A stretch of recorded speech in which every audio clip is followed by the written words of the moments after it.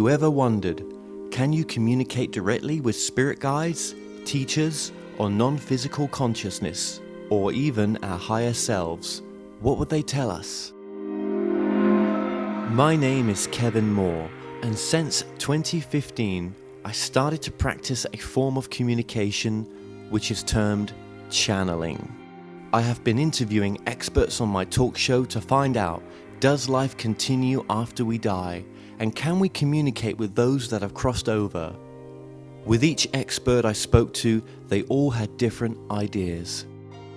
Is there knowledge from the past which could be shared with the present moment? So I thought, why not just speak to the non-physical world directly through channelers around the world? And that's what I set out to do. They Call Us Channelers will take the viewers on a journey into the phenomena known as channeling. And my main goal with this docuseries is to bring a new understanding and awareness to channeling by looking within ourselves and asking, is it truly possible that we can all use this innate ability?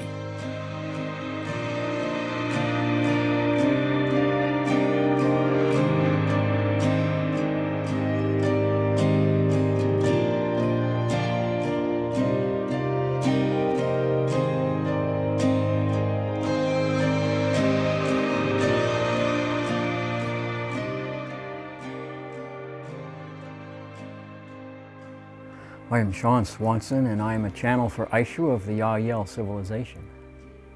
So in your family, when you was growing up, even up to your early teens, did you have any abilities that you was aware of? And did anybody else in the family have any abilities? Well, I don't recall anything of that particularly. I know I was working with sounds when I was very young, and I certainly had a belief in extraterrestrials and their existence. But I didn't have any awareness of being like a psychic or telepathy. I definitely had contact with extraterrestrials in a non-physical sense in terms of they weren't in the room in that way when I was younger, but they definitely would connect with me energetically at times and facilitate like a vibrational integration so that I would be more in tune with the physical world that I lived in, because I was pretty wild environment sometimes when I was a child growing up. So it was like going to someone today who's an energetic healer that just does some balancing, and so they were working with me to do some balancing, so I could enjoy my family life more, be more balanced. And I remember that taking place when I was younger. Where did you grow up as well? I grew up in the Midwest for a few years, and then I moved to California in the coastal areas in Newport, Huntington, Costa Mesa, and that's where I went to school most of my life, high school. And then I went to college up in UC Santa Barbara at Central Coastal California. Beautiful place if you haven't had a chance to get out there. So let's move this forward then to sort of early 20s, mid 20s, maybe even early 30s as well. What was going on then with Shaun in the sense of any of this work popping in? Was there anything unusual going on? Early 20s and 30s, I don't recall anything. Well, the early 20s and even probably through my mid 20s and late 20s. Let's see, if I think about that was, I really started, maybe my late 28, 29, I started getting involved with the idea of clearing out my vibrational energy, biologically, physiologically in that sense, mentally, emotionally. So that's when I really started to make an effort in terms of what I was eating. So I walked away from a lot of the foods that I grew up on and really started getting into a more organic food diet intake, and then that was in my late 20s, yeah.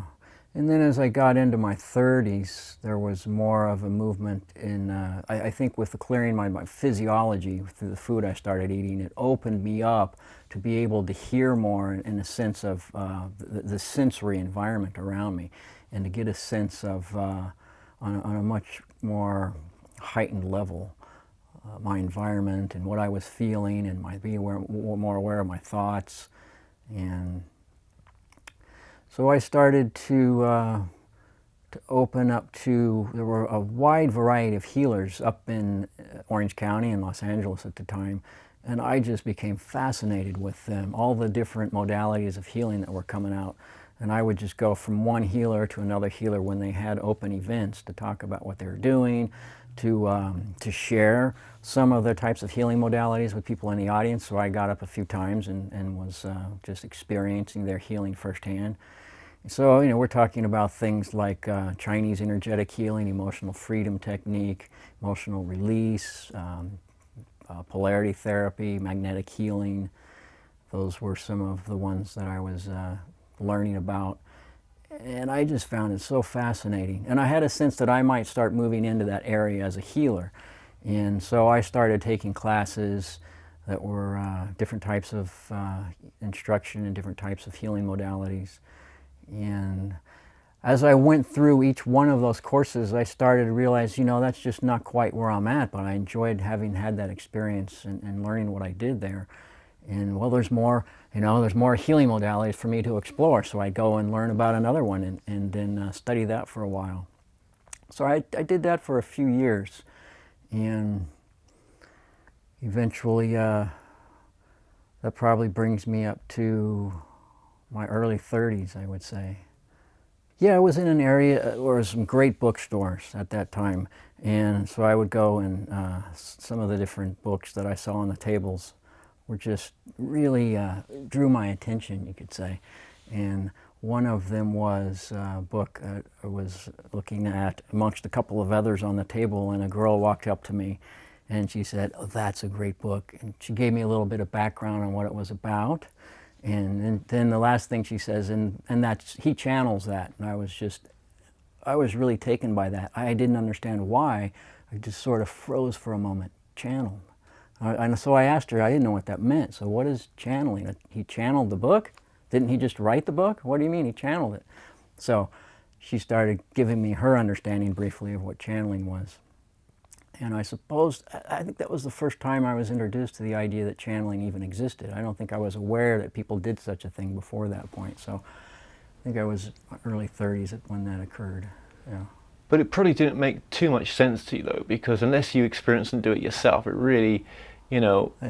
No, I had no idea what it was, really, even when she's describing it, but it was still something that fascinated me. I couldn't have explained why. I just knew something about this fascinates me. So I went and learned a little bit more about it. There was other people that I started looking at in the area that were channeling, healers that were channeling something. So I started going to some of their events. And there happened to be one channeler who was, he was talked about in a book, and some of my friends had mentioned him to me. And so it's, I think Shirley MacLaine had spoken about him in one of her books. And he happened to be doing a channeling engagement just around from where I live, just about 10-15 minutes away. So I just felt like I gotta go there. I gotta experience this firsthand and see what someone who's channeling, what that's like. So, but after that, I went and saw a few other channelers too, and it just became something that I was really fascinated with. And I don't remember a point where I said, "Oh, I want to do that." But at some point I must have, because I went and I got a couple of books on channeling. After I had an experience, one evening I was reading a book that the girl had described and said, he channeled this book and it's really fascinating information. So that was the book I was reading. You know, I bought the book after, because I had felt some unusual experience when she talked about channeling and what's in the book. So, oh, there's something going on here. I got to get this book. I took it home. I was reading it one evening, sitting on the couch, and there was some comments and descriptions in there of life on Earth in the past, and I just had a feeling that I had been in this place before to such an extent that I had those tingles. I know my hair kind of stood up on end. That sensation, and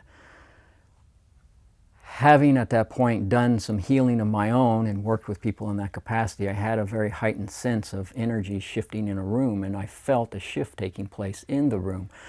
And there was my awareness of a very bright, highly intelligent, conscious being that had come into the room off to the side. And it wasn't like I was seeing anything. I felt the presence of this intelligence in a very heightened, magnified way. And so I just kind of really relaxed and centered myself.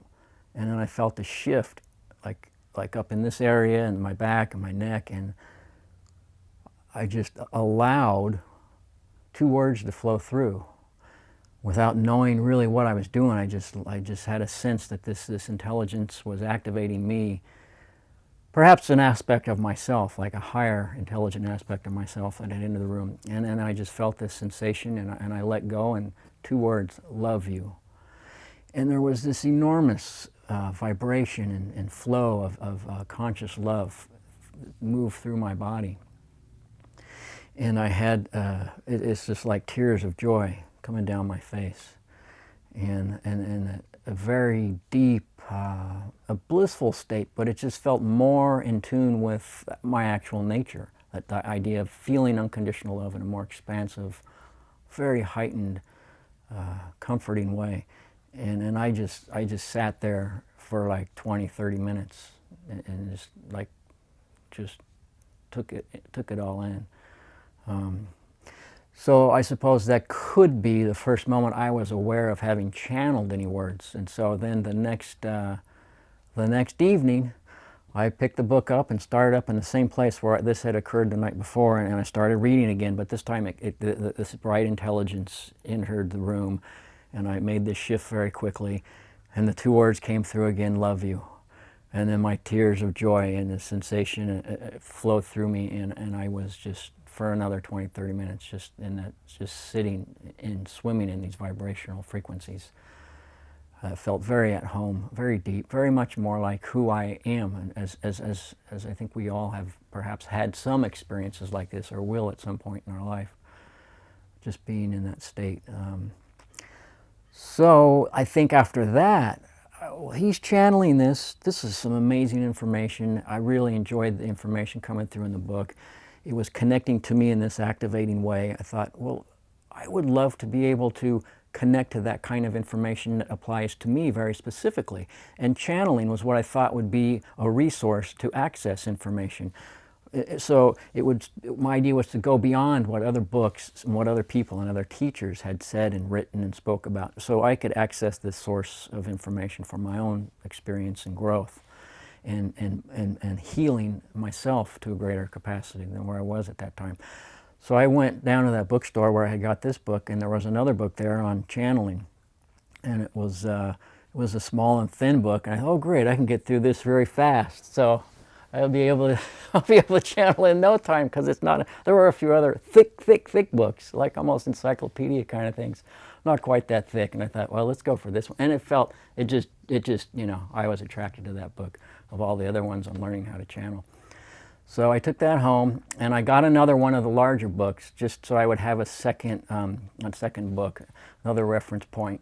And I read through a couple chapters in each one, and there was enough information on how to get started channeling, the basic steps to do this type of exercise. And so I went through and set up the room, the environment, in a way that was, for me, very conducive to the channeling as described in How to Do This in the book.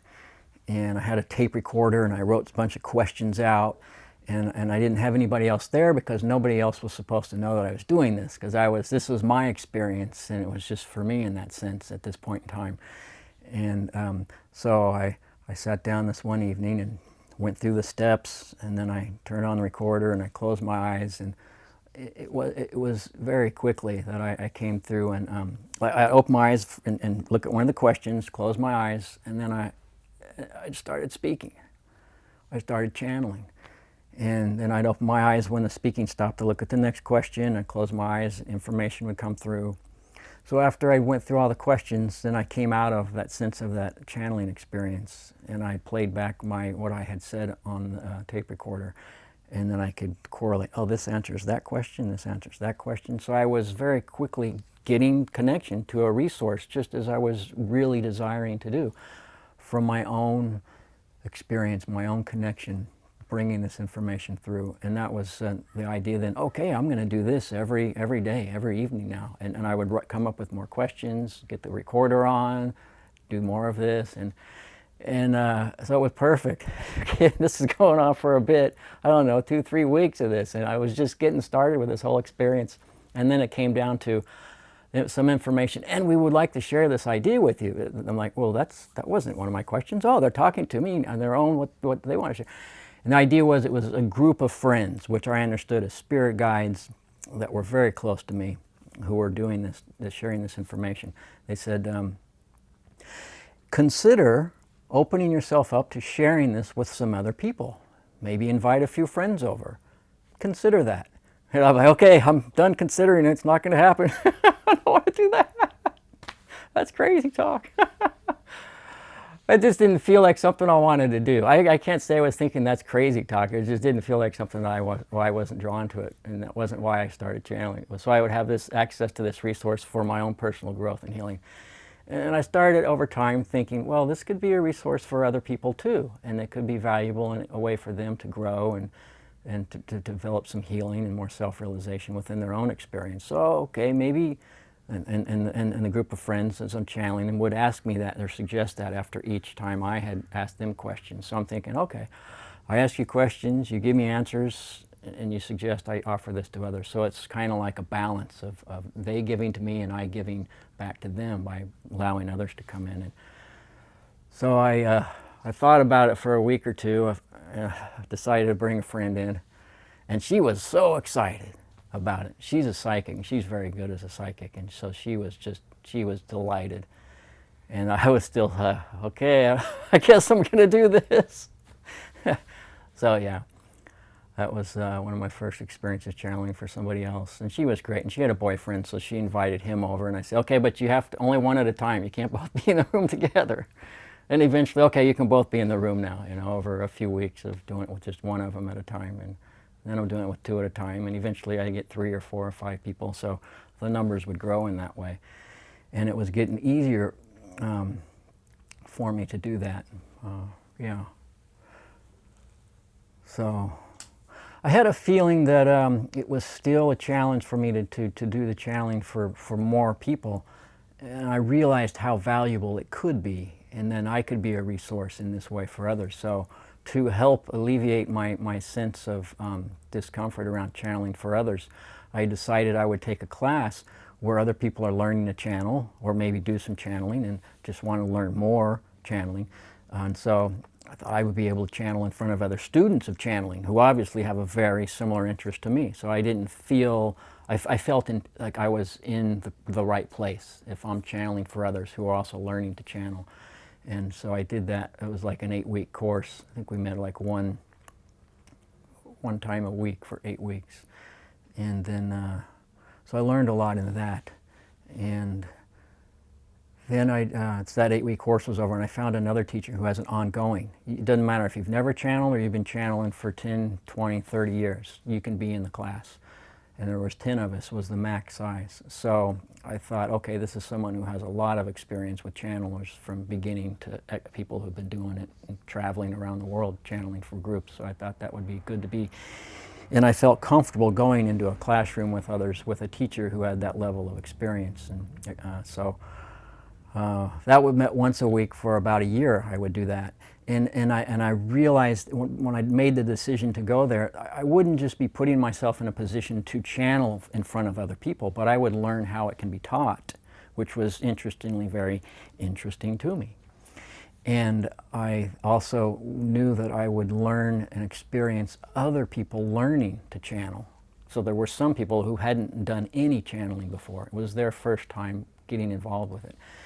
And also to see other people who were very experienced channeling. So it was a great mix for me. And so I said, yeah, this is perfect.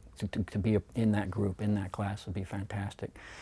And so I learned a lot about how to teach channeling, about how people learn to channel, the different experiences, because everybody really, in a sense, has their own unique way of learning.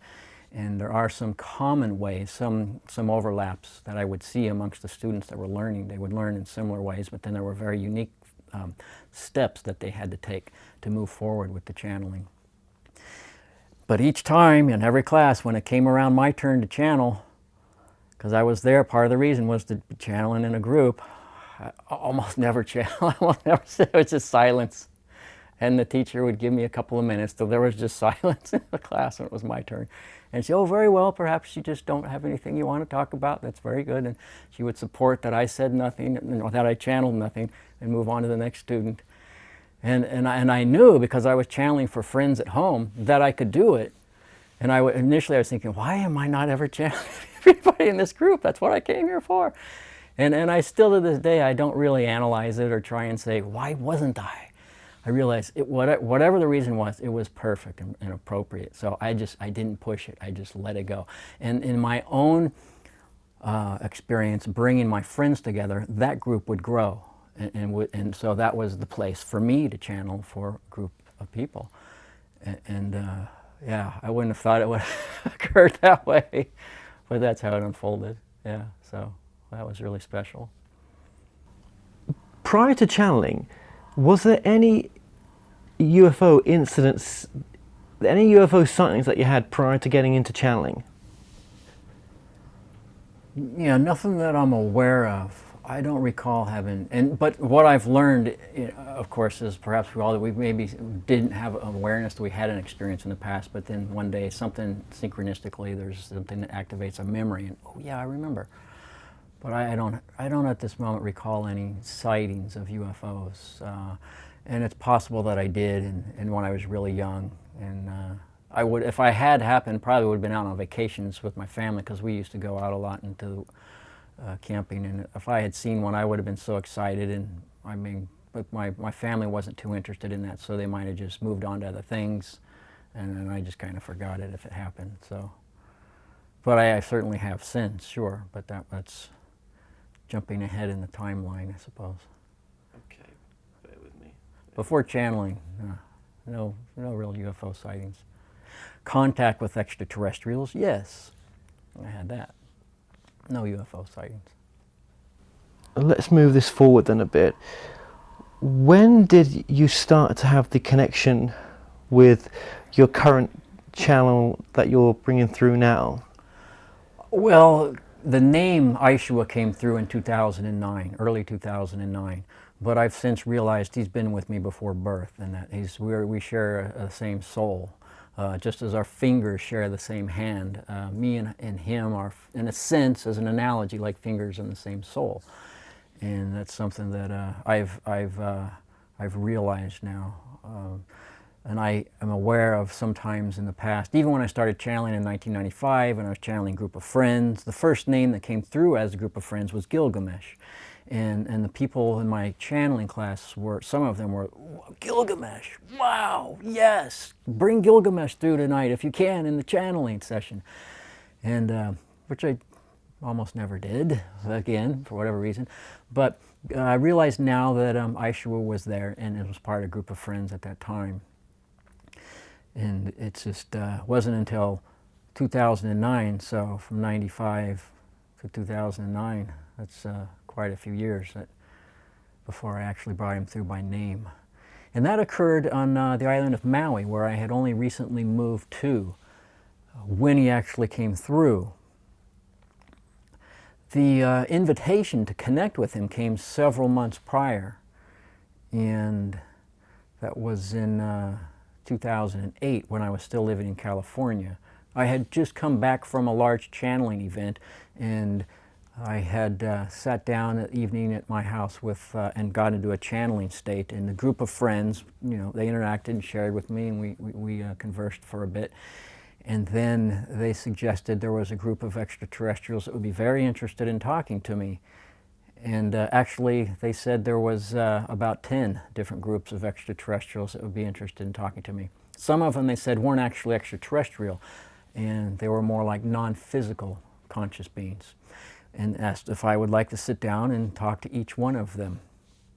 And I said, okay. Well, so tomorrow, they said, okay, come back at this time tomorrow, and we'll bring them through for you to connect with them. So the next night, I sat down to do that connection, and They came through 1 through 10, one by one. And after each one, I took some notes, and I was recording the whole thing, so I had a sense of who they were, what they were about, why they wanted to connect with me, what they wanted to share with other people here on Earth.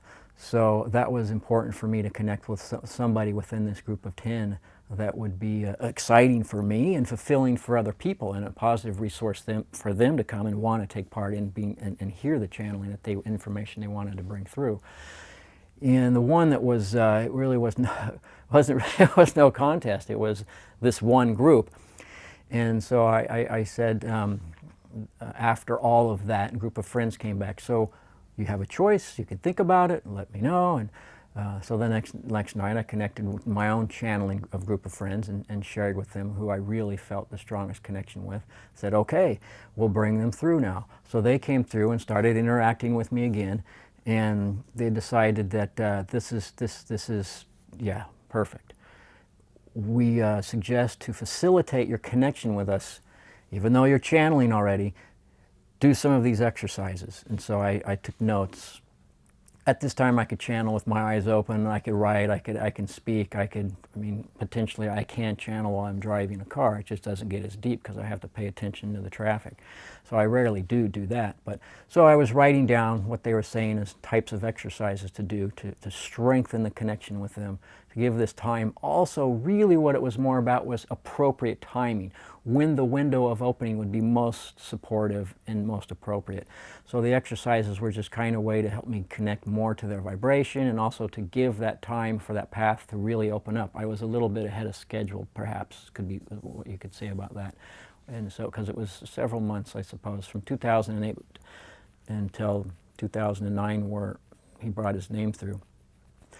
And so I would do those exercises pretty much every night for several months, and I took notes down about what took place after each time. And then when I moved to Maui, from California to Maui, it was in one of these group energetic channeling sessions that I do and bring sounds through, type of sounds of light sound channeling, that the extraterrestrial group stepped in, and I began channeling sounds. And so over a period of approximately, it's hard to say time-wise, but it felt like 10 to 15 minutes. The sounds that I do, the sounds of light, started getting more vowels, as if I, and then I would do that for a couple of minutes. I, and then it changed to shh for a couple of minutes. Shh. You, a couple minutes of doing you, and then wah, a couple minutes doing wah, and then there's an I, shoo, a couple minutes doing that one, and shoo, wah, a couple minutes doing that, and then I, shoo, wah, a couple minutes doing that, and then it just dawned on me, this could be a name. And it came through, Ishuwa. And that was the name of Ishuwa that had been connecting with me from the Yahyel civilization. So that was how I came to know Ishuwa by name. And at the time I thought it was, we were just really initially having this contact for some of the first times, in a sense. And I realized over experience I've had since then, he's been there the whole time with me. Somewhat like a guardian angel or a spirit guide, which is what the group of friends are for me. Some of them I've lived with on Earth in other lifetimes. Some of them I've lived with on other planets in what we think of as other lifetime, past, present, or future. Because some of them I live simultaneously, like a parallel lifetime. And so that was the introduction of Ishuwa to me over time. So for me, channeling, and I understand everybody can have your own definition, certainly. For me, channeling is what I'm doing right now. I'm channeling my personality through my physical body. My personality, my soul, my spirit exist even before I came into this body, and after I transition, I'll exist out from this body. So that aspect of me, I channel through my current physical body. So I am channeling now. And like when we listen to the radio, we're listening to a particular radio station, or we're watching a TV channel, a show, we have the ability to change the tuning mechanism that the radio is tuned into. Change the dial on the radio to tune into another frequency where another different program, a different consciousness, a different sharing comes out through the radio. Same with the TV. With the remote, we can change the channel the TV is tuned into, the different frequency that it's tuned into, and we get a different program, a different consciousness, a different story coming through on the television. I, as we all can do, have a tuning mechanism within us to change the frequency we're tuned into. And I change the frequency and I can tune into Ishuwa or Gilgamesh, group of friends. And that's essentially just channeling. For me, when I'm channeling Ishuwa, is I change the channel that I am tuning myself into. So then Ishuwa's consciousness, he's aware that I'm doing this. He can share his consciousness in a way that my biology and my vocal cords can translate it into English words. So that's channeling for me. We all do channeling in various ways, even people who aren't aware of, say, channeling a different conscious entity, in a sense, like how I would channel Ishuwa. Some people channel Saint Germain or Kuan Yin or non-physical conscious beings. So the way we all have ability with our personality we can shift to slightly different variations of ourself, our personality, and channel that. And there are people who channel other conscious entities and aren't aware that they do it. They might even not even know that channeling is something that people can do. It becomes part of their personality, shifting to a slightly different conscious entity, and it comes through them in a way that they and perhaps their friends and family think it's just them being in a mood or being more excitable or being funnier or whatever it is, whatever aspect of consciousness they're changed and tuning into in that moment, they're bringing through that variation of their personality. That's a really cool way of describing channeling, actually. That's a really cool way. So it's almost like, we're wearing this spacesuit, and this spacesuit allows us to bring through the soul, for the soul to walk on this great adventure. Sure. That's a good way to look at it as well, yeah. Wow. Spacewalkers through the realms of consciousness and conscious beings. Bringing through the one that is the all that we all are in a unique, individualized personality. Yeah, sharing that through my voice, channeling another aspect of me or another. Everybody is me, just as you are everybody. I am you, you are me. So it's a way of connecting with another aspect of myself that is in that moment presenting itself as another person or another being. That other being is me from a different perspective. And I just tune in to the perspective that they are most focused on and allow it to come through my voice. Do you think you could tune into a less attuned version of yourself, or is it because it always seems to be a highly attuned version you're coming into? Could it be less? Less in what would be an example? Well, acting out of love. So when you say tune into a less... Well, when people act out of love and they do something horrific, for example. Oh, they do act out of alignment with love. Yes. Okay. What are they channeling then? It's simply the idea then it's out of alignment with their actual nature, because we are all existence, and I will say that is unconditional love is another term for existence. So we all exist, we are all unconditional love here and now. The one existence, the one unconditional love expresses itself in an infinite number of ways, and each of those ways is part of the all. All the ways that existence expresses itself, they all exist. Foundationally, they all exist at the foundation of their existence. Whether they're expressing themselves as a flower or a dog or a person or laughter or a feeling or behavior or acting not in alignment with love, that just exists in that experience. And because it exists in that way, it exists at its foundation. So everything that exists at its foundational core has existence. And that existence it has is existence. Unconditional love, which is the one, existence. And so existence can express itself in an infinite number of ways. How we experience any number of those infinite ways in any moment and in every moment is determined by what we most strongly believe us to be, what we believe existence to be.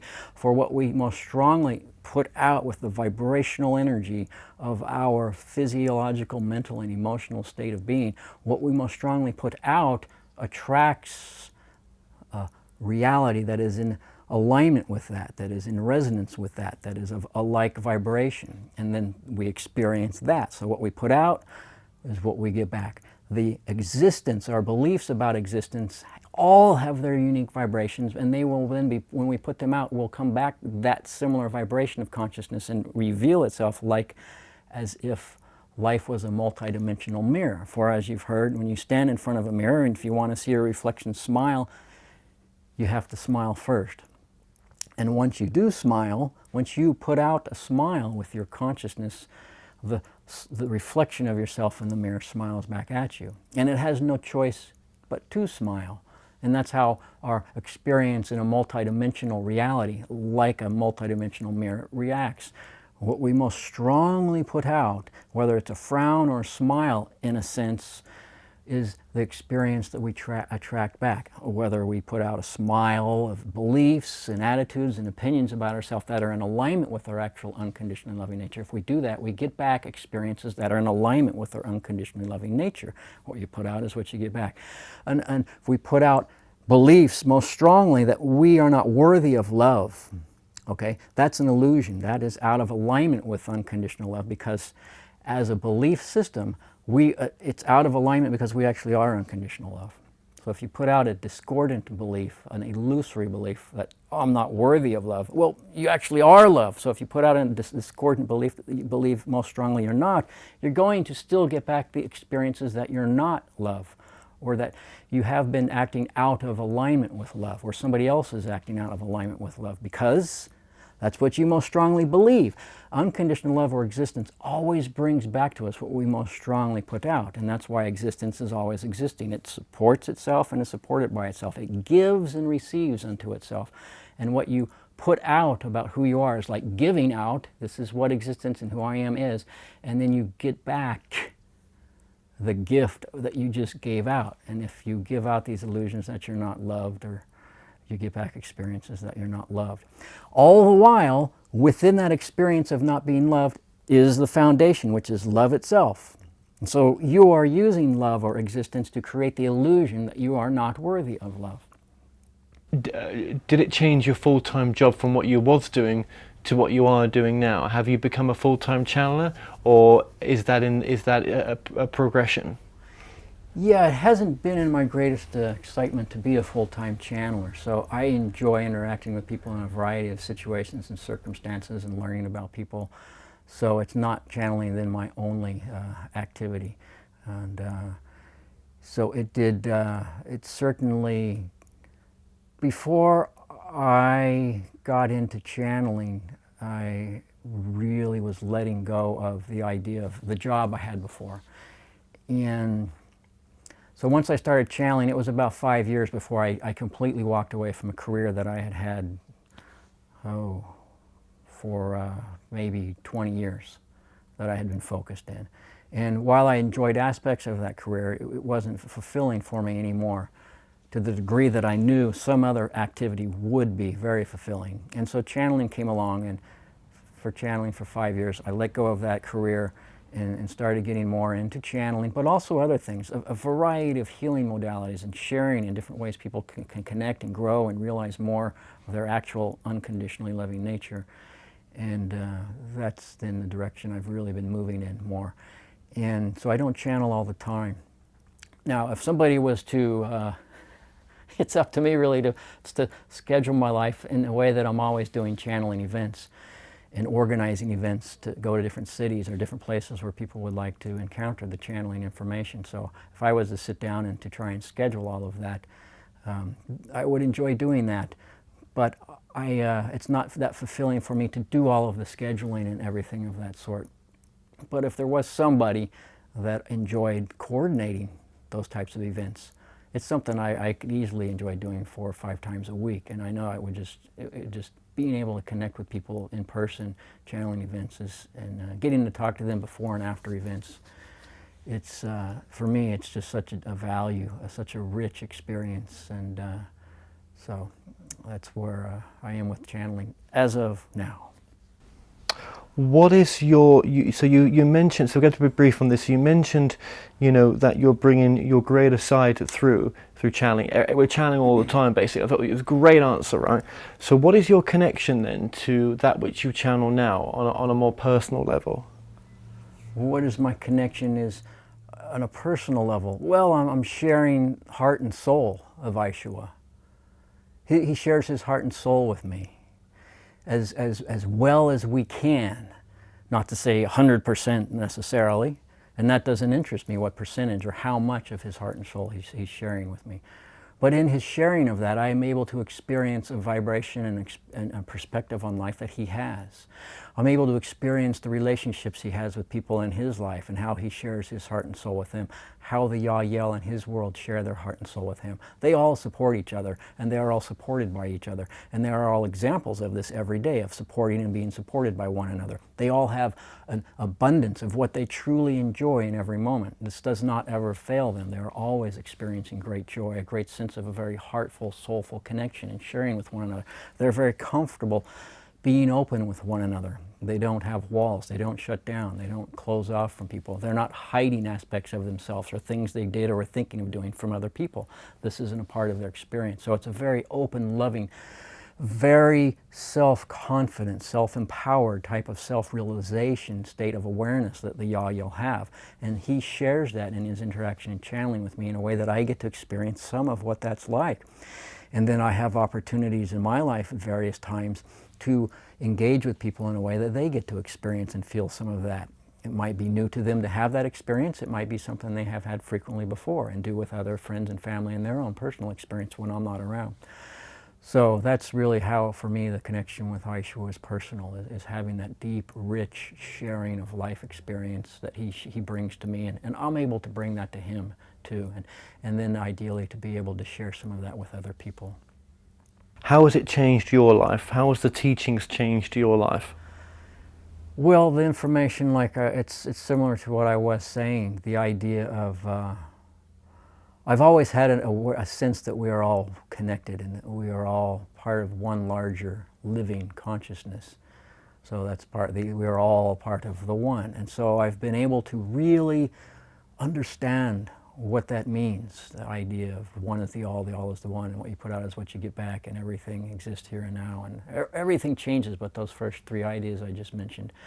I've been able to spend time with Ishuwa because their civilization, this is very apparent to them, and they live this all the time, the actual nature of who they are.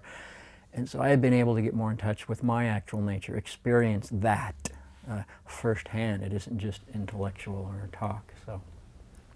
Is he physically sitting down when you communicate to him, like we're going to do in a moment? Is he saying, oh, hang on, Shaun wants to talk to me, I better just take a seat? Or is this you're connecting with his higher self? So he does at times sit down. He knows in advance what I'm doing. Other times he's lying down. Sometimes he's, in a sense, moving through what you would think of as space travel, in a sense, in a way that he's able to still connect to me. So there is potential that he's phoning it in, and maybe he recorded it all in advance. That would suggest that he knew everything I was going to be saying or people were going to be asking when I'm channeling, so he could get the answers when he's not necessarily on a similar exact same timeline. He's not present in the room, so to speak. That's possible, but it's not something that I've asked him about too much. I think most of the time he's there, he's aware, he enjoys the connection with me. And so when he's more still, sitting down or lying down, he's able to really focus and feel that more. And the deeper he can feel me and what I'm going through as the channel, the deeper also he can feel if there's another person asking me when I'm channeling information or asking him. He can really connect more with it when he's in a very heightened state of relaxation and focus and meditation, and doesn't have any other activities around him that might be distracting him. However multitasking his ability is, he still enjoys focusing more on this moment of channeling. And there have been times, my understanding is, where I've channeled for him. And they enjoy that too. So they enjoy hearing Ishuwa channel me in that sense. Do you remember sitting down? I can't say in the same sense that I'm going to be channeling for Ishuwa at 6 o'clock tonight. I got to go sit down and focus and meditate and really Tune in. So I'm not aware of that to the extent that he is aware of when I'm channeling him. It's not quite at that place in my own experience. And being aware of it isn't something that I've focused on expanding my awareness of.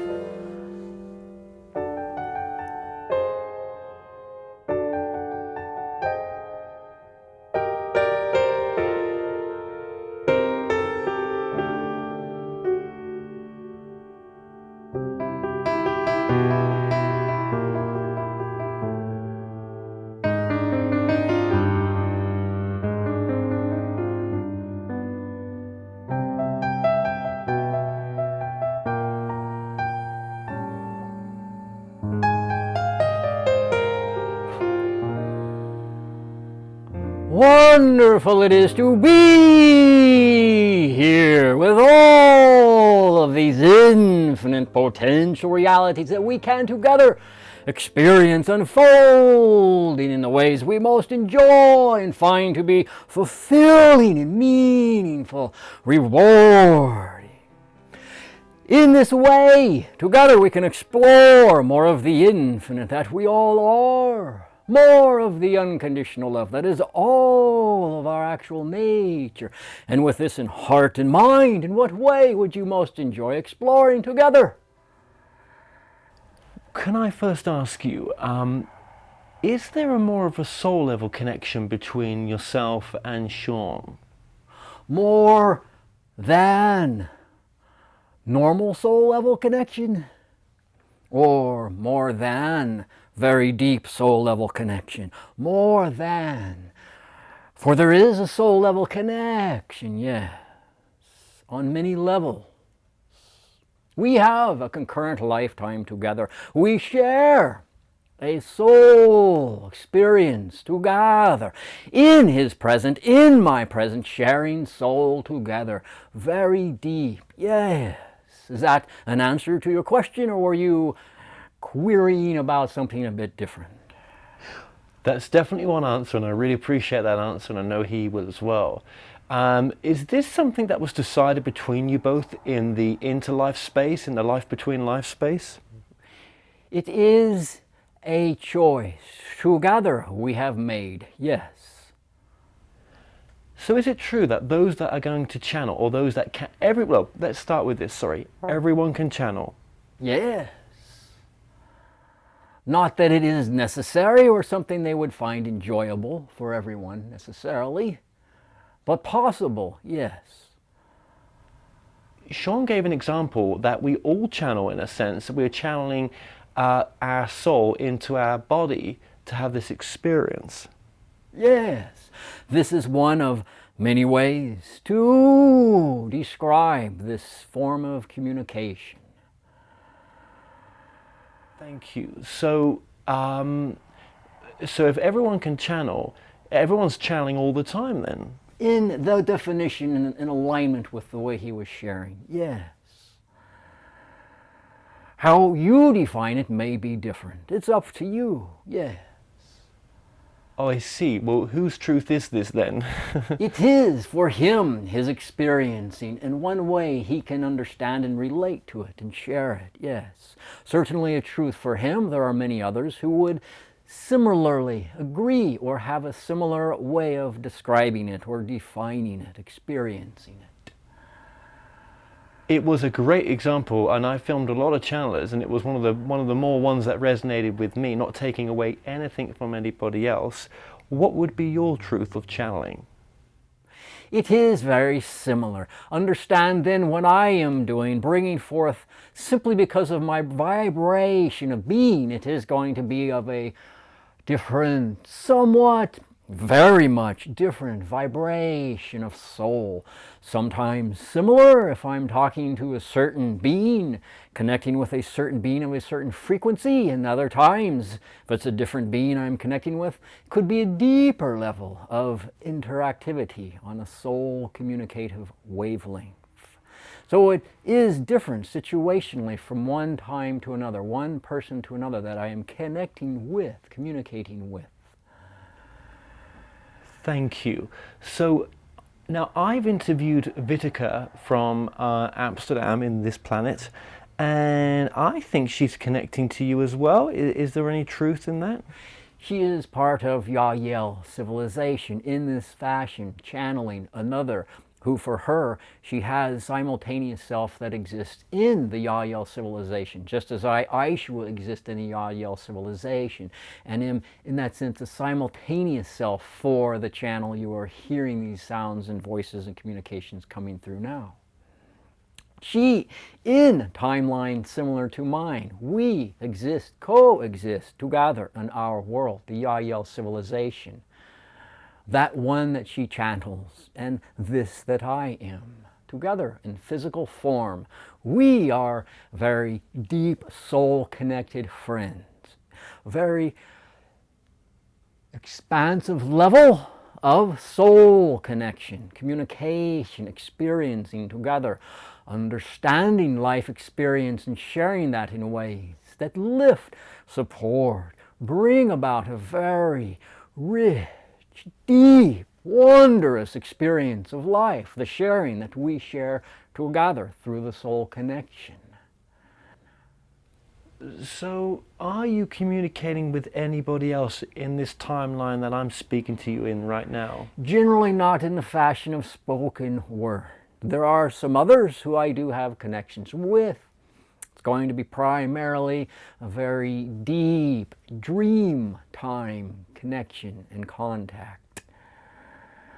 On planet Earth, yes, I do channel information through others on other planets at times. Why are you here? It is of great joy for me to be in this interaction. You could say it is my greatest joy in this moment to be doing this, and that therefore I understand in following my greatest joy as best I can in each moment allows me then for putting that out to get back more and more experiences, ever deepening that are of the greatest joy I can be doing. And in that greatest joy, how I experience the idea this is the greatest joy I can be doing in this moment, that, although the words might be greatest joy, might seem like a similar non-changing concept, how I experience greatest joy from one moment to the next is ever changing.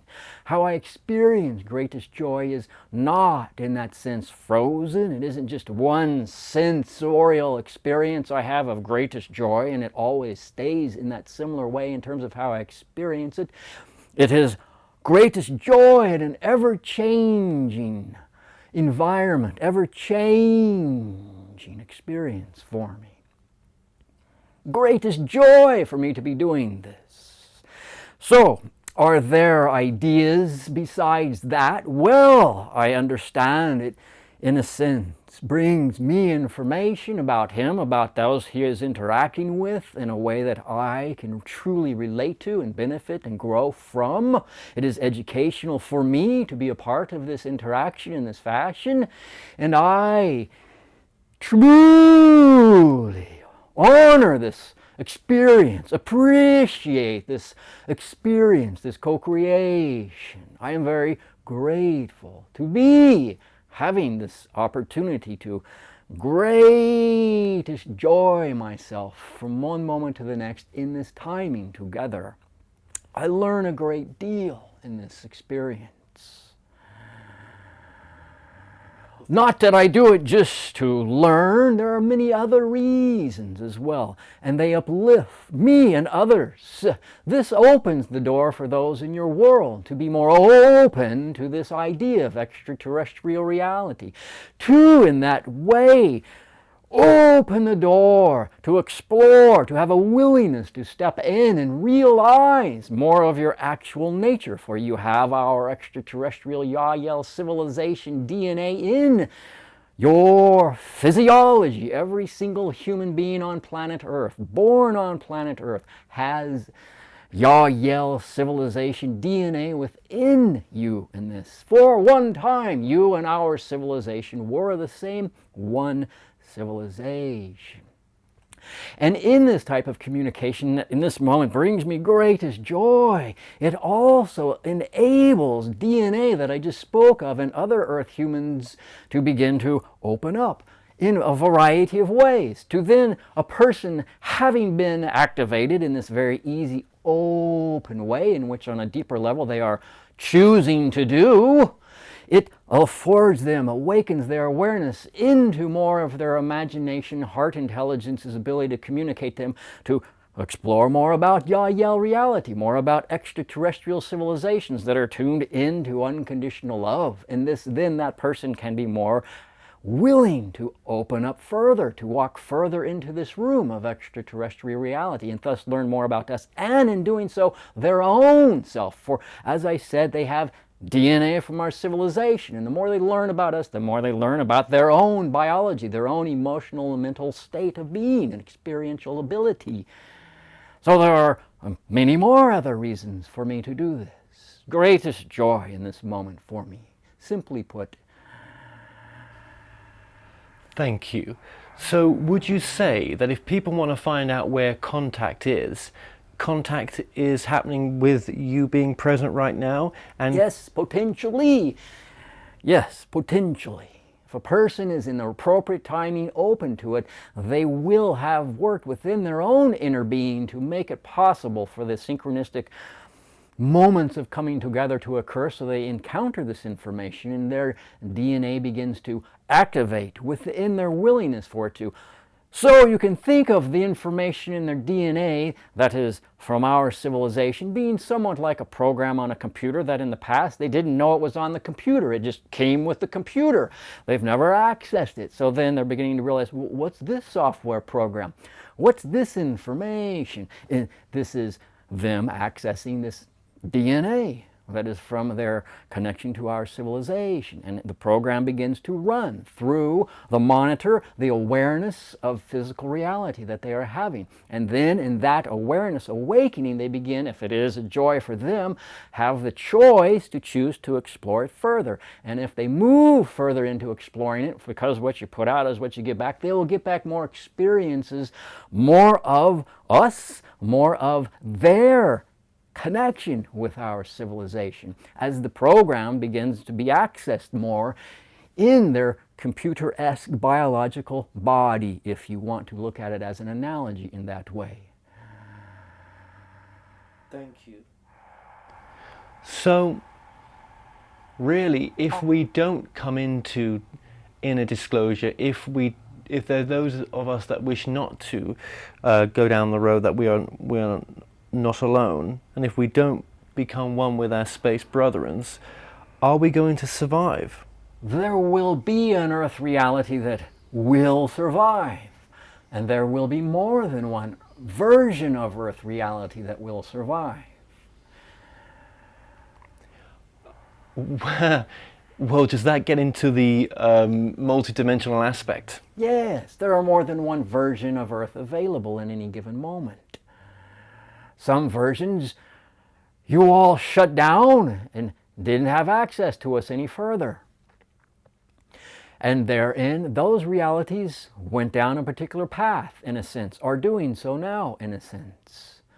Others, realities of Earth, you have, as a collective society, chosen to open up, to access the information within the DNA from our civilization, to work with that program on your computer-based biological beingness, your emotional and mental states, and get on board as well, in a sense. Together you become whole beings. And those realities on Earth are present in the simultaneousness of all that is, here and now.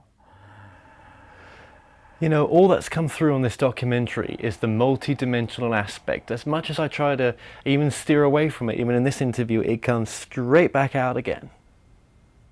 That is your nature. You are multidimensional. It is you activating more of you, in a sense.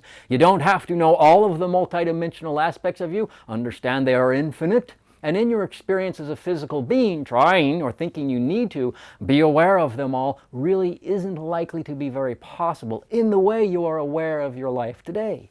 Because you, in a sense, have created a limited scope of what you are willing to do and perceive to have a particular type of experience on Earth. And so it would be very challenging to actually be able to access the infinite multidimensionalities that you presently do exist as and are being, in a sense. So why do you bring the information through then? To move away from the vast, limited belief systems that your society has placed upon itself over and over and over again for hundreds and hundreds and hundreds of generations. To know that you are actually an infinite being gives you and potentially others more strength to begin to step out of this limited space and be willing to venture into new realms of your infinite nature, your infinite multidimensional nature. And in so doing, it allows each of you to grow and really begin to let your unconditionally loving self be in your present awareness. It is simply more in alignment with your actual nature. To put out beliefs that are in alignment with your actual nature, then to do this is simply more allowance of your actual nature. And we realize as a superconscious, your collective conscious is choosing to do this now. And so we talk about you are infinite, you exist infinite multidimensionalities. There are, for many of you, it is like giving you more choices to work with. Now, many of you don't really believe it's multidimensional, but you'll begin to think, well, perhaps there's just one other reality I live on. Perhaps then you're willing to take steps to realize more of that one that your beings experience from moment to moment. So it is awakening of who you are so that you may begin to explore more of who you are. Not to suggest you have to know and be aware of your multidimensionalities that you exist on simultaneously. Because again, that really isn't very likely you could do in your physical embodiment. Understand many of those other multidimensionalities do not exist on a physical human biological state of being. And therefore on those other levels where you're not physical human being at all, the physical you wouldn't understand, couldn't relate to the non-physical you that is an entirely different type of life form, another dimensionality within the multidimensionality that you are. Those beings of you wouldn't make sense to the physical being that you are presently choosing to experience yourself upon. Does that make some sense to you? Yes, it does, and thank you very much. Thank you, yes. Thank you. For exploring the unconditional love that we all are in this way together. So, how many parallel realities of this are you communicating to? It is moving between 5 and 7. They are very similar. You could say a hand has 5 fingers. Think of it in terms of that level of closeness as an analogy. These 5 to 7 are working together as the fingers on your hands can work together. They can have individual experiences and be set apart, and at times come together to experience a chosen, co-created experience. Working together, experiencing together, co-creating together, just as fingers on a hand can come together. That's very interesting. You must have to make a lot of time in your day to communicate with all these realities. It is, for me, a simultaneous interactivity given a certain number of them. You could say I have many fingers in that sense, able to focus on many things at once, simultaneously in a sense, the type of multitasking in terms of how you might relate to this idea. For me, it is one experience, not a multiple tasking of experiences. But for you, I understand, it might seem to be many different things. For me, they are in a sense all originating from one larger soul in a sense. One soul, not separate. That then it isn't for me extra work or extra challenging in a sense. Simply a capacity that I have had since birth to do. Multitasking comes very naturally to me and those in my civilization. That is part of being tuned into more expansive awareness of my actual nature. It is a side benefit, you might think of it that way. A ability that you have in your biology to do this as well, and others on your world as well. All of you have this ability. The more you open up to the multidimensional you, the more you begin to realize some of these other dimensions of you that are most applicable or useful in your current lifetime, moment to moment, day to day. So then you can just intend to connect to the multidimensional aspects of you, the ones that are most applicable to you in your current life, current moment, unfolding the experience that would be most meaningful for you, most enjoyable, fascinating, ever-changing from one moment to the next. Allowing you, perhaps, if it is meaningful for you, to be of greatest service, to feel you are being of service to others and yourself in the most enjoyable way. Well, that's interesting. Oh my God, everything you've said is fascinating. So how would you tune into the one that's most applicable? You invite your heart, in a sense, heart intelligence you, to facilitate the connecting to you of that one. So then your mind can listen to your heart intelligence suggestions of what you may need to do, what steps you can take to open up your biological ability to do that, in a sense, to activate your tuning mechanism to change the frequency a little bit to some of these other multidimensional yous, the ones that would be most useful and practical for you to connect with. Invite your higher inner heart self, whatever you want to call it, higher self, heart intelligence you, this being that's always within you, invited to begin sharing with you ideas and activities you can do to begin to walk into this room more fully, to connect more to these other aspects of you in the multidimensional realms that to be most supportive for you, that you would learn and enjoy learning from, and that they could learn from you and enjoy learning from you as well. Think of it as actually a relationship you are inviting to be a part of, to build as if it is a new friend, this multidimensional you, this parallel you. Think of it, if you want, perhaps if it helps, as a friend you have not yet met, but you understand, invite, allow, accept, and understand that this friend you have not yet met is very deeply connected with you on a soul level, and that you are willing and desiring. Ask your inner heart intelligent self to connect you to this one, and listen to what the suggestions are on activities and directions you can take that will facilitate synchronistically your being in the right place at the right time, so this begins to unfold for you. Be open, listen. You can take meditative moments to sit down and invite your inner heart self to facilitate your connection with these multidimensional aspects of you, and then begin to listen to what comes through. It might not happen the first time or every time, but the more you do this, put this out, then you get back experiences of this unfolding for you. If you just close the door, or if someone doesn't know that's even available, then it's very challenging to get through to them, for the heart, higher intelligent self to even show up in their awareness, their emotional heart intelligence, their mental heart intelligence, in a sense, their soul heart self, in a sense, that coexists and has access to information on multidimensional levels, and will bring through those levels that are most applicable in the person's current moment, current lifetime. Okay, just going back to the other versions that you're channeling to as well, just very briefly, I say that word briefly, but does that mean you're connecting to different versions of Shaun? Yes.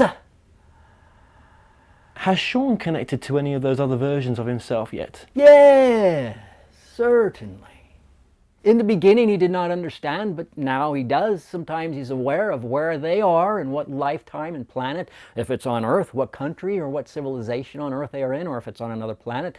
But there are times he allows the connection through a group of friends, in a sense, spirit guides, if you want to think of it that way, for them to connect with him, and he isn't necessarily in need of knowing where the experience he's having come through him coming from.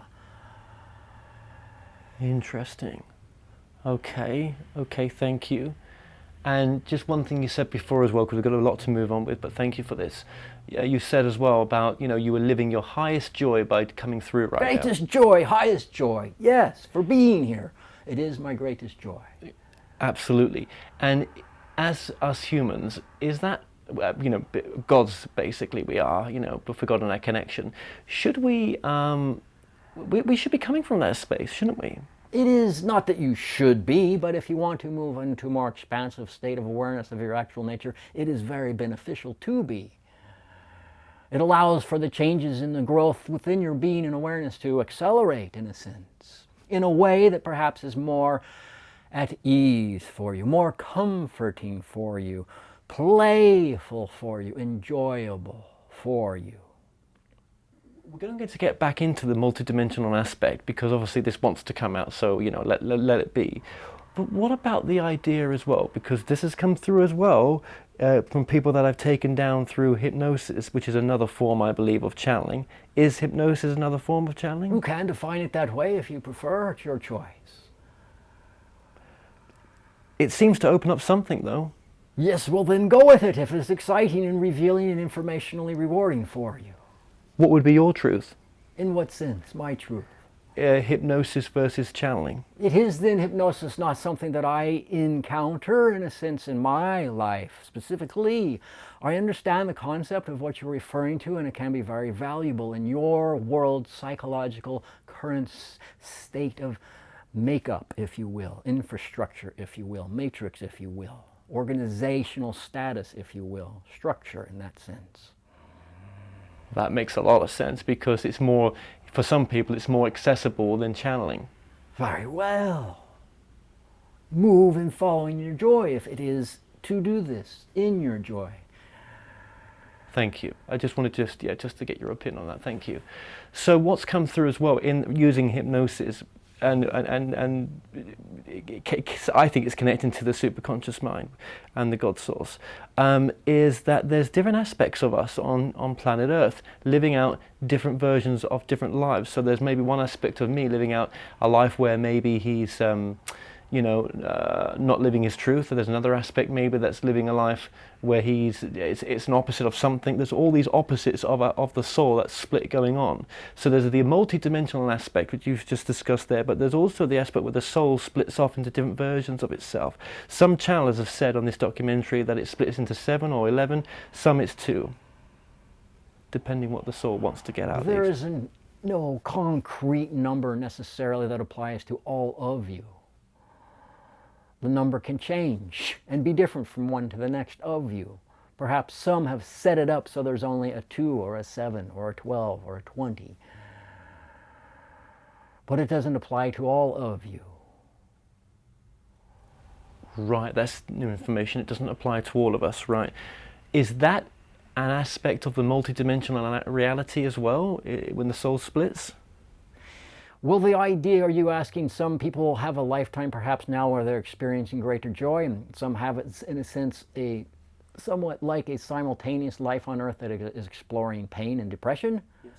The ones that are then simply choosing the depression, that is what they prefer, and given the way they are defining their experience, it seems to be the greatest joy and least pain for them to take that direction.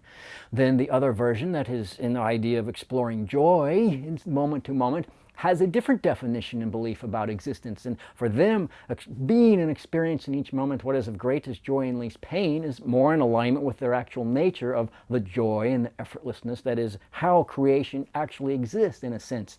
There requires very little effort to experience more of that, of the infinite unconditional love that is in alignment with your actual nature in a sense.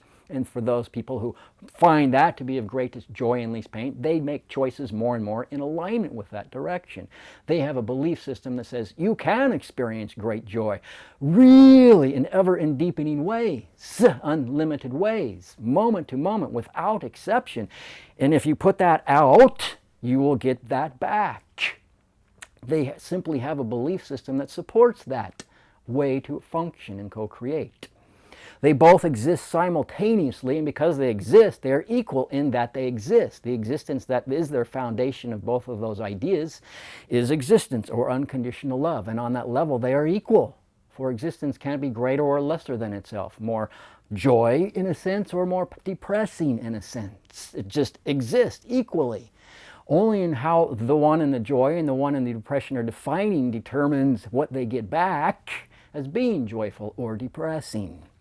So it is then to expand a person's beliefs of what is available for them to co-create with in terms of beliefs and definitions about life and infinite existence, that is for them to get in touch with their belief systems as if they were like ingredients in the dinner that they are making. If all of the ingredients are really items that should have been thrown out 2 weeks ago, well, perhaps the meal they're making, the beliefs about who they are that they're putting out and getting back the life they are going to consume at the dinner table isn't going to be that fresh, isn't going to be that tasty.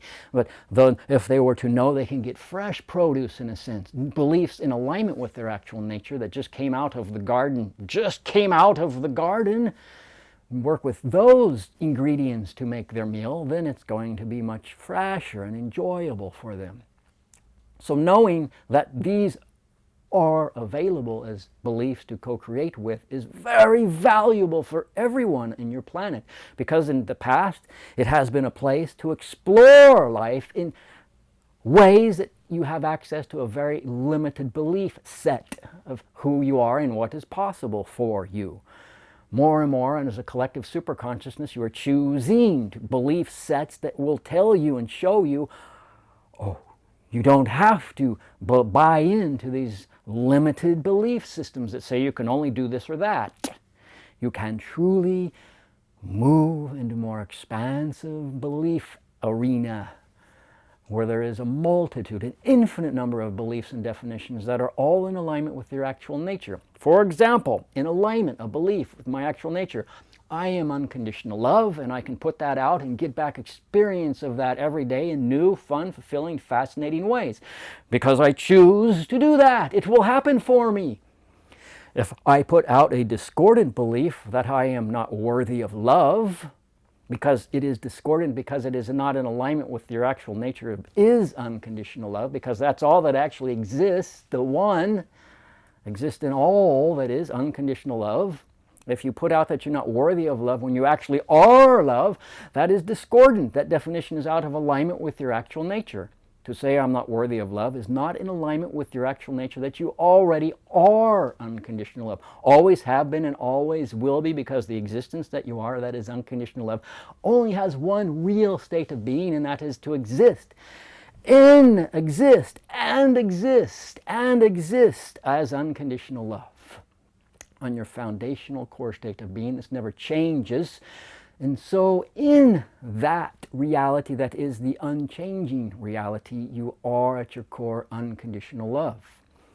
So back to the idea, if someone doesn't know that, they don't have that in their belief set, in their ingredient list, and they work with these discordant beliefs such as I'm not worthy, or I have to do this and that in order to get love from someone else and be worthy of their attention, those kind of discordant beliefs, putting them out brings back experiences in alignment with that.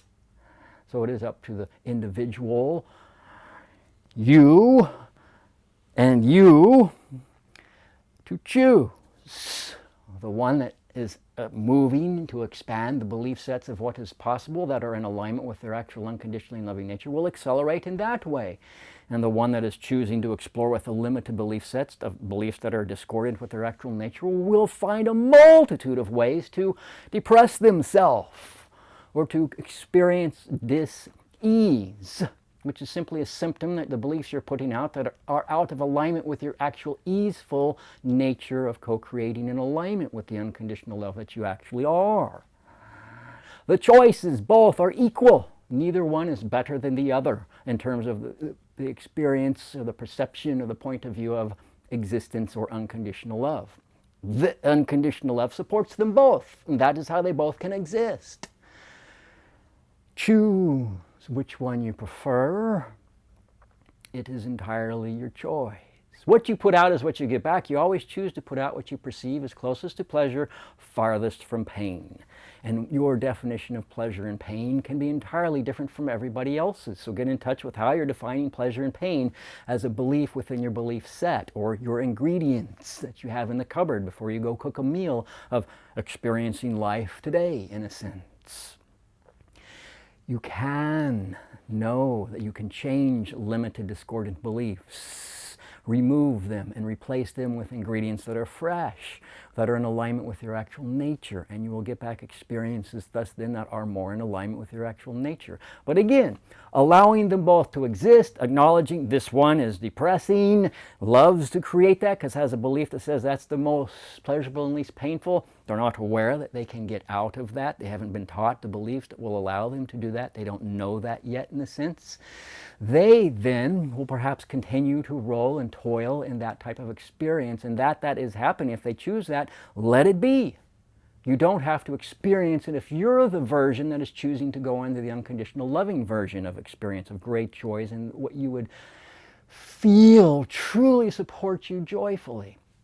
You can move on in that direction, infinite directions, and let go of the version of you that's still playing around with the limited, scary experience. You don't have to be a part of that.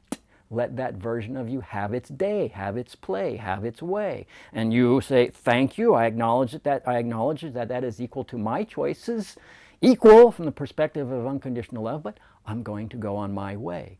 Goodbye. Take care of yourself. Do what is for you, the choices that are of greatest joy for you.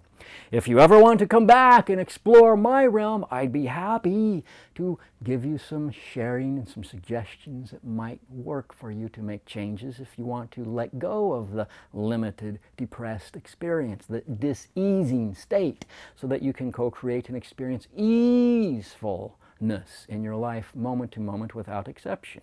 So let them both coexist and focus on the one you prefer. If you want to focus on both, then you'll get experiences of both. It's your choice. What you put within determines the reality you live within. The idea what you put out is what you get back. The beliefs, the attitudes, the definitions, how you spend your time and behavior and focus, the consciousness that you are consuming, whether it is food or beverage or thoughts or emotions or activity with other people, the consciousnesses, the living consciousnesses that you consume, that you put within, most strongly determine the reality you live within.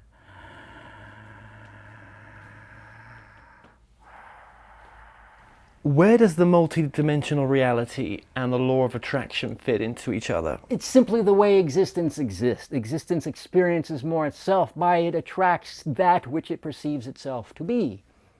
You have existence, and then there is that which becomes aware of existing, like a person becomes aware that it exists, and what it puts out in terms of how it exists automatically, in a sense, attracts back to a similar vibrational reality. Then they experience the reflection of what they most strongly put out existence to be for them. It just happens automatically, in a sense. It's how existence functions and experiences itself, experiencing, being. It's simply how it works, in a sense. How does it do this? Perhaps you're asking, or will. The idea is it's how it happens. It's how it functions. It is simply the way existence experiences itself, how it creates, puts out, and gets back more experiences of its existence. How it does it is unlimited in the ways in which it is doing it. The Creator is creating the created, just as those who are being created is creating the Creator. And this is occurring in multidimensional, infinite number of ways, levels, states of being, simultaneously, in a sense. So, it simply is how existence goes about experiencing itself, through the one that it is, to the all that all contain it, that all exist. To be a part of the all, they must exist. They contain the existence that is the one existence that flows through all that exists. That is the foundation of all that exists. And again, there are an unlimited, infinite number of ways in terms of how this works.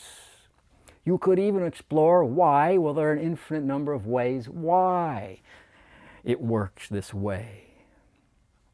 If you want a few of those answers, then you can get to them, and if they satisfy you, then you can move on. But understand, in your current physical experience, you could spend an entire lifetime getting answers to why and how existence functions in this way, and then you will, because of the time of life, let's say you live 100 years, then you will not have exhausted the infinite number of ways in terms of the ones you have uncovered and been aware of. You will not have exhausted the infinite number of ways of why and how this can take place and occur. So do you want to experience this entire lifetime getting some answers to that? Very well. Follow your heart as best you can in that exploration and discovery. But I suggest you take it into your awareness that there are an infinite number. And if you live to be 100, you will not have become aware of them all in perhaps the way you're wanting to be aware of them when you ask why or how. Understand you are the why and how. On the infinite number of ways of why and how. You already are those whys and hows. In that level, you understand each why and each how. And for some of you, that is enough. Okay, that works. Now I'm ready to move on to something else. I'm not going to spend the rest of my life exploring how, why, what am I doing here? Why does life even exist? Let's go out and have a great time with my friends and family and laugh and play and share and enrich and encourage and nurture one another in different, fascinating, fun, synchronistic ways. Instead of just focusing on why.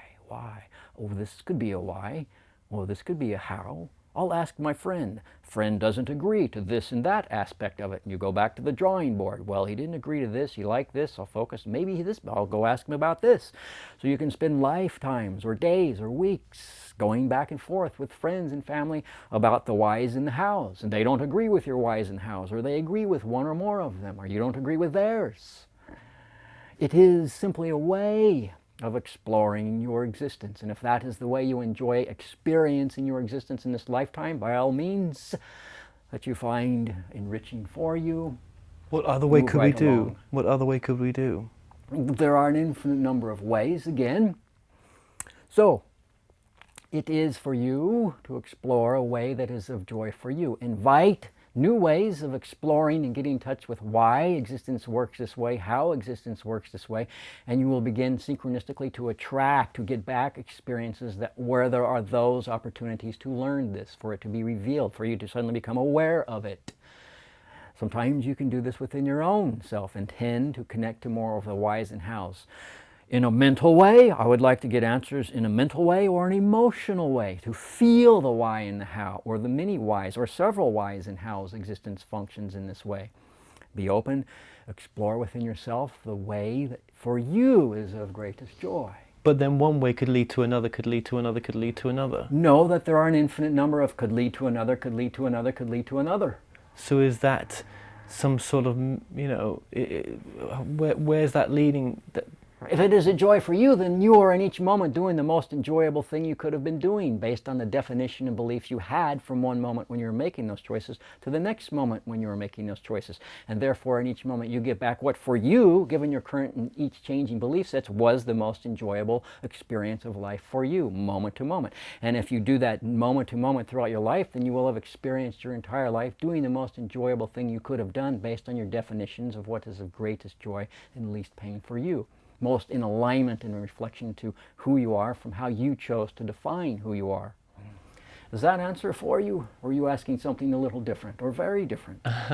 No, I think I know that's the answer, in the sense that, live by the joy, and if your joy is to go that deep and know that it's a paradox all the way down the rabbit hole, then go that way if it's joy and if it's bliss. Yes, both realities exist. Choose the one you prefer. And if the other one is one of just, like you say, enjoying the time with the family, enjoying the bliss of just, being human and everything else, go with that as well. Yes. What did you choose?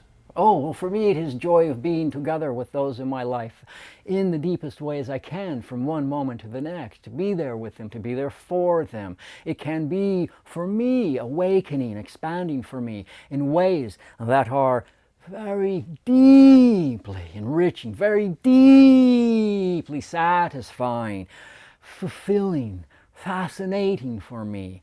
And in being more in that vibration, I then, simply by having become more in those experiences, automatically reflect that back to those I am interacting with, and it then works to do this for them as well. And so our interactions with one another are very enjoyable. All of our interactions together uplift one another.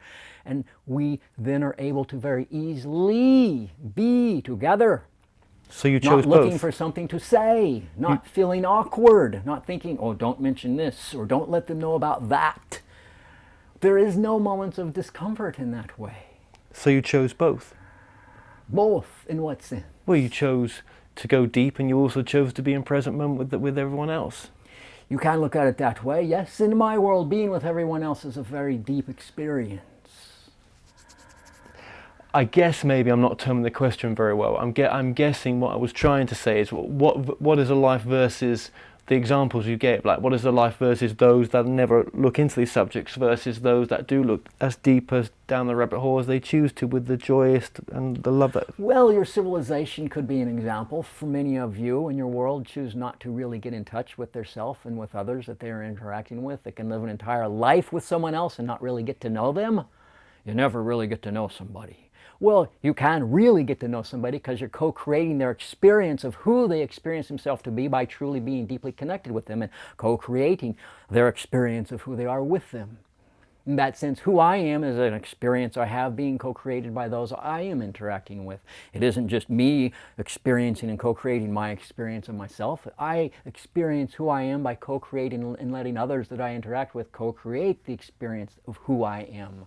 They can let me know things about who I am without even intending to, in ways that I am open to always, in all ways.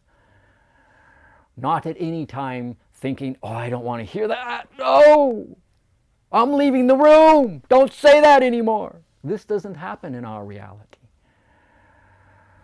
But you were kind of alluding to there the paradox of, as we look for the answers of what this is, yes, or the nature of reality, as we go deeper, therefore we go into, it subdivides itself. You know, it's questions upon answers upon questions. There's never a true answer because it's unlimited. The idea is there are an unlimited number of answers, and what for you is true in one moment might not, or may still be true for you in the next moment. What is true for you can change from one moment to the next. If it is your truth, it's your truth. It's true for you. It doesn't have to be true for anyone else for it to still be a truth for you. All of the individual truths together form the one whole truth, which is infinite and always changing, just as you can change what is true for you. The infinite, in a sense, can change as well. So the truth that you know now, as you come through highly evolved compared to us, in a sense, well, you remember your connection. You're not more highly evolved. We're all equal, aren't we? But you're coming from a different remembrance of truth. Yes, and it can change, and does for me. I was going to ask you that. Yeah, I just took the words out of my mouth. Yeah. How often has it changed for you? It varies. I'm not always immediately aware of it. When I begin having unusual experiences of life, oh, well, I must have a new truth that's attracting me into this reality. And that can be very joyful in a sense, a surprise in a sense for me. I know the way in what I believe and perceive, know myself to be and put out, invites for surprises of who I am to come into my awareness. And that is part of the unfolding of existence that is fascinating for me. It contains surprises. I am in no sense interested in knowing it all. I will know what I need to know to experience the greatest joy from one moment to the next when I am putting out and acting on my highest joy, greatest sense of heart nature in a sense that includes intelligence, like a mental component. Following our heart is really being at one and dancing in relationship with our heart vibrational self that is in a more expansive, in a sense, think of it as an analogy. I am like a finger attached to a hand, and the hand is really kind of like a higher self. It knows what the other fingers are doing, in a sense, is integrating them all into the same one soul, the palm of the hand in this example.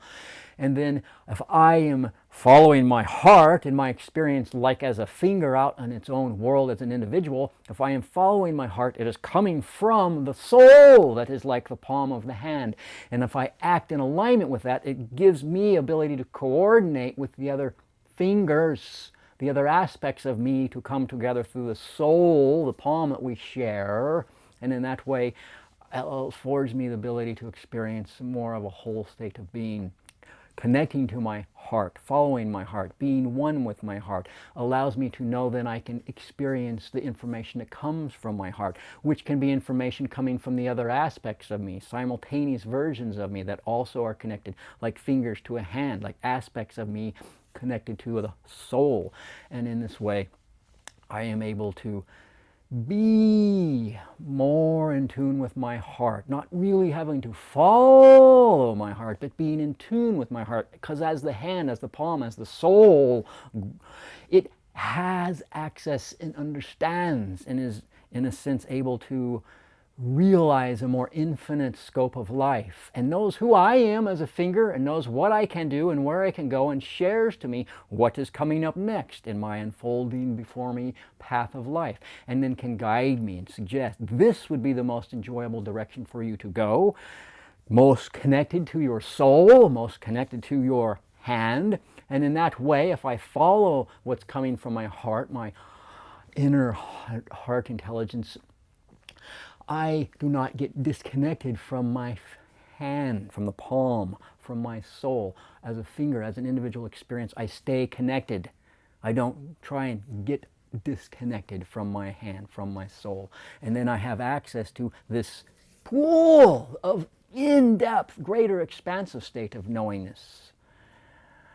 So I don't really follow my heart from one moment to the next as much as I am in resonance with my heart, dancing with my heart, in relationship with my heart nature, as best as I can be from one moment to the next. When one gets into a religion, then, a religion locks us into a set truth. It must be of great relief to the soul, then, to be in a set truth, because maybe they just can't take it anymore of the paradox. They choose perhaps to have a limited experience, and getting into the religion has beliefs and functions and activities and ceremonies and weekly gatherings to help reinforce those limiting beliefs that allows them to keep putting them out and thus keep getting back a limited experience of who they are. That is in alignment with those limited beliefs that the religion that they are in tune with is serving up for them to hang on to or to keep believing in. Was that an answer in alignment with your question? Yes, thank you. It was. So God is always, and God is God a word you would use? You can, for us, all that is. See, God, many in your religions define it as the creator and the creator of your reality in a sense. So you want to define it that way, that's fine. For us, God, the creator, is creating all things, and yet those things are creating the creator. So God is its creations, and its creations are the creator, are God in a sense. Because the one is the all, and the all are the one. So as we expand our truth, as we get to a new answer of what we think is true for us now, and that changes, which, as you say, as you go deeper down the rabbit hole, you personifying your words here, it just gets deeper and deeper. So therefore, so therefore God must be expanding at every question that's answered, or every new questioning. We can, yes. For it all exists right here and now simultaneously. The versions of the infinite that you experience are determined, again, by the ones you choose to focus on most strongly. Through what you put out is what you get back. But that is all contained here and now. The one. It's all here and now, always, in all ways. You experience the versions or the aspects of the one that is always all here based on what you most strongly put out. Your perception of what it is. And then, because what you put out is what you get back that experience of it. It is, if you can, perhaps it will help to think of the analogy of your New York City that has many theaters, different plays going on in each theater. You can go from one to the next, maybe see 2 or 3 plays in a day. Each one has actors on the stage with a different set of beliefs and actions and a different, perhaps even time or era that the play is set in. Some in the 20s, some are set in the future, some are current day. And the beliefs that the actors have then determine what is being played out on that stage. You can know that they all exist simultaneously, in a sense, if there are 3 theater houses all having a play at the same time. They coexist, those different beliefs about who the characters are. And there's all these other things going on around the world where perhaps people walking down the street, driving a car, flying in a plane. Those are realities too. So they all coexist simultaneously here and now. The one contains all of these different ways of being and experiencing, expressing a belief set. What's one thing on this planet that would bring a bit more peace to us all if there was a universal truth? To understand that you are the infinite unconditional love and everything is equal in its foundational state of being, which is being unconditional love. To understand that, and to then understand that everything that goes on in your experience can be in alignment with that or out of alignment with that. Your experience, your beliefs could be in alignment or could be out of alignment. To get in touch with it, be more mindful that you are unconditional love here and now. You exist as unconditional love here and now. And that how you experience that is determined by what you most strongly believe that to be. What you put out is what you get back. The one is the all. The one that you are is all that is, and all of the experiences you are a part of and being is the one that is the all. Those aspects never change, but everything else is always changing. That's how you have an experience. There's a change from one moment to the next, in a sense. To know this, these ideas I've just mentioned, to understand them, to invite your heart intelligence, to expand your awareness of what that is I just said and how you can live and experience that in a way that is useful for you, meaningful for you, in a way that allows you to be more you and see how you are creating and see what others are creating. Invite for that knowledge and information to be more in your awareness, to understand these ideas I just shared. And then because you put that out, you will begin getting back more experiences of revelation, of self-realization taking place, more understanding of what this is I have just said, your actual nature to be, in a sense. You exist here and now as unconditional love. The one is the all is the one, and what you put out is what you get back. Those never change as aspects of how existence, unconditional love, is functioning. Everything else is always changing. So, I need to keep your answer brief here, but thank you for what you've said. So, who am I speaking to? Source here, the all that is? You are Source. But you would... Asking if you were speaking to Source. You are Source. You are a version that is somewhat like an actor on a stage who believes there is some other way to access Source than you as being Source. And because you put that out, you get back thinking, am I talking to Source? So know that you are Source. You are the one that is the all. But then you express yourself as a different name to Shaun. You can experience or create the perception of being separate from Source. I am, in my expression, a version of the one, an aspect of the one, to have a particular experience of the one that I am. And then the channel can interact and relate to me in that way because he also has a certain limited scope, as you all do on Earth, so that you can have a limited experience in the idea that you won't experience all that is simultaneously. You are experiencing a version of the one infinite source that you actually are, in a sense. You are choosing to create your life in a way that you can go and see different movies. You and each phase of your life being a different movie in a sense, or a different chapter in a book in a sense. You are creating a limited perception of yourself. It's like a book that has many different chapters, and you go through each chapter phase by phase as your life unfolds in a sense. All the while, you are the printer in a sense. You are the one who wrote the book. You are the one who's put the print on the paper, in a sense, because you are the source. So it is a way in physical life to explore aspects of the source that you are. Just be mindful that you are the source, choosing to have this individuated experience. But know that you are the one all the while, in a sense. But you are still separate having that experience, you would still say, I'm The this separate. experience can seem as though you are separate, but the experience itself is made of unconditional love and therefore can't be actually separate from it. The experience of being separate from Source is possible because you're using the substance of the infinite connected Source to create the perception of being separate from Source. So that is a paradox. Be aware of that paradox, and then you can flexibly move back and forth between the times where you're jumping into the stage and being a character in a limited scope, not remembering you're all the Source, and other times where you step back, get out of the theater and go, I am all of these things simultaneously. Well, I won't say you've not fried my mind a bit, and I'm not going to say that I understand everything that's been said here. At least I'm honest. But it's very deep, and I guess that's what was needed right now.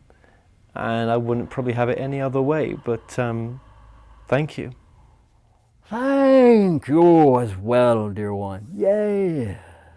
Much love, infinite love within you is you. Are infinite love, you are. In all ways, always. Thank you, and I will let you go now. And much love to you, and I hope one day we can connect again.